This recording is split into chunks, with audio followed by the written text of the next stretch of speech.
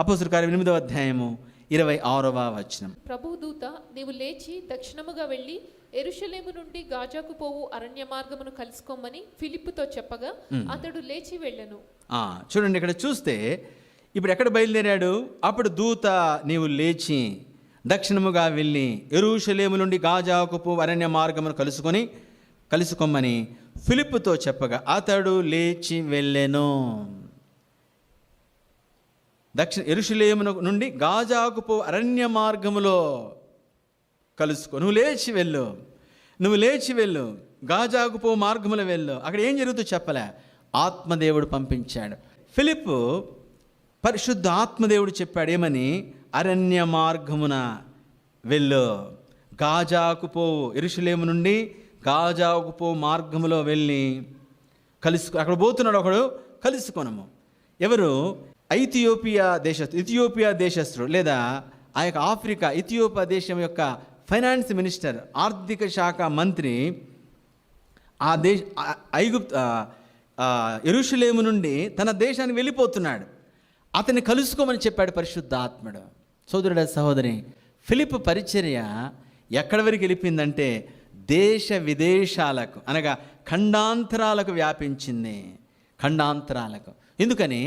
ఆయన కలుసుకొని ఆ ఒక్కడే వెళ్తున్నాడు, ఆ ఒక్కడికి వాక్యం చెప్పాడు ఫిలిప్. ఆ వాక్యం విన్నాడు, రక్షించబడ్డాడు. మధ్యలో పోతా ఉంటే నీళ్లున్నాయి, నేను ప్రభుని అంగీకరించాను, రక్షణ పొందుకున్నాను, ఇంకా బాప్తిసం పొందడానికి నాకు అడ్డం ఏముందంటే ఏ అడ్డం లేదు అంటే వెంటనే బాప్తిసం ఇచ్చేశారు. అప్పుడే రక్షించబడ్డాడు, అప్పుడే బాప్తిసం ఇచ్చేశారు. అయిపోయింది. ఆయన అటు వెళ్ళిపోయాడు, ఈయన ఇటు వచ్చేసాడు. అయితే సువార్త అనగా ఫిలిప్ ద్వారా పరిశుద్ధాత్మదేవుడు ఒక కాంటినెంట్ను కదిలించాడు. ఒక ఖండానికి, ఆఫ్రికా ఖండానికి ఫిలిప్ ద్వారా ఖండమంతటికి సువార్త వెళ్ళింది. దేవుని బిడ్డ, ఆత్మతో పరిచయం ఎలాంటిదంటే ఫైర్. ఏంటి ఫైర్?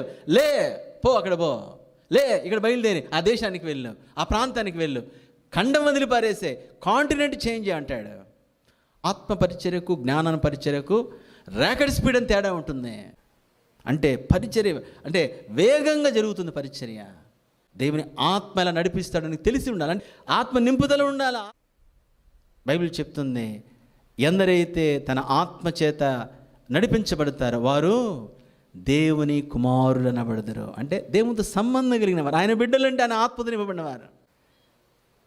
ఫిలిప్ లోబడ్డాడు, మొత్తం ఆపేశాడు, వెళ్ళాడు, చెప్పాడు, సువార్త వివరించాడు.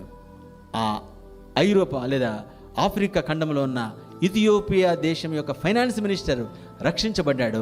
ఆ కాంటినెంట్కి సువార్త వెళ్ళిపోయింది. జస్ట్ ఒక పర్సన్ ఖండమంతటికి. ఆత్మదేవుడు అలా చేస్తాడు. మన దేశం మార్చబడాలంటే, మన ప్రాంతం కదిలించబడాలంటే కేవలం పరిశుద్ధాత్మ మినిస్ట్రీ ద్వారానే